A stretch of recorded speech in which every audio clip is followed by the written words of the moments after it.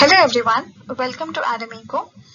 As you might be aware, there has been a change in syllabus for class 12th for economics for this 2020 to 21 session. There has been a 30% reduction in syllabus, so let's see what the changes are. The syllabus, the particular chapters remain the same. Chapters are still there, no deletion in the chapters. So let's see what the units are actually. Unit 1, we have national income. This unit exactly remains the same. This particular chapter is for 10 marks. So here, obviously, there will be a 6-mark question and a 4-mark question, or maybe a 6-mark question, a 3-mark question, and a 1-mark question. So we are expecting this chapter to be very important for the board examination. Unit 2, which is money and banking, is again for 6 marks. Now, in this unit, there has been a deletion of bank rate, CRR, SLR, repo rate, and reverse repo rate, open market operations, and margin requirement. So here, a major chunk of this particular unit has been deleted. So again, it's a really important thing. So here you can see the highlighted part is what has been deleted through the syllabus. Moving on, Unit 3, the content remains the same, no changes here, but the important thing here is for 12 marks, which means that there will definitely be a 6-mark question. There will be 2 3-mark questions from this particular unit. Unit 4 again remains the same, no change here.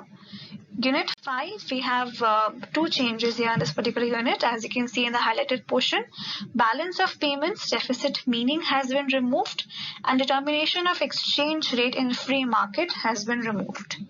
Moving on to the second part, which is part B, which is your Indian economic development. Here again you have 10 chapters according to NCERT. Unit 6 contains of the first 3 chapters, and here no change has been there. Again, it's for 12 marks. It's a very important unit, so please pay attention on this. Unit 7 again talks about your remaining chapters from chapter 4 till chapter 9. So here 3 changes are there. In human capital formation, education sector growth has been removed. Alternative farming, organic farming has been removed from rural development, and energy has been removed from infrastructure. So not major changes have been there, but this unit is for 22 marks, which means that a lot will come from this particular unit. So obviously you need to study this well.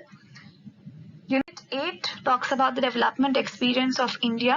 So here we talk about the comparison of India with Pakistan and China.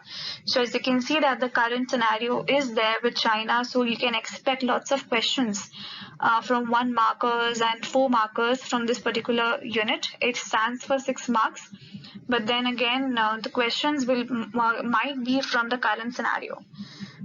So that's all for today. I would request you to please pay attention because obviously the syllabus has been changed for your own benefit so that you can score more, and I would request you to please make use of this lockdown and make the best of this time. We will be uploading more videos regarding the syllabus, also regarding economic development also. So please stay tuned to our channel. Please like, share and subscribe to our channel, and we'll see you soon. Thank you.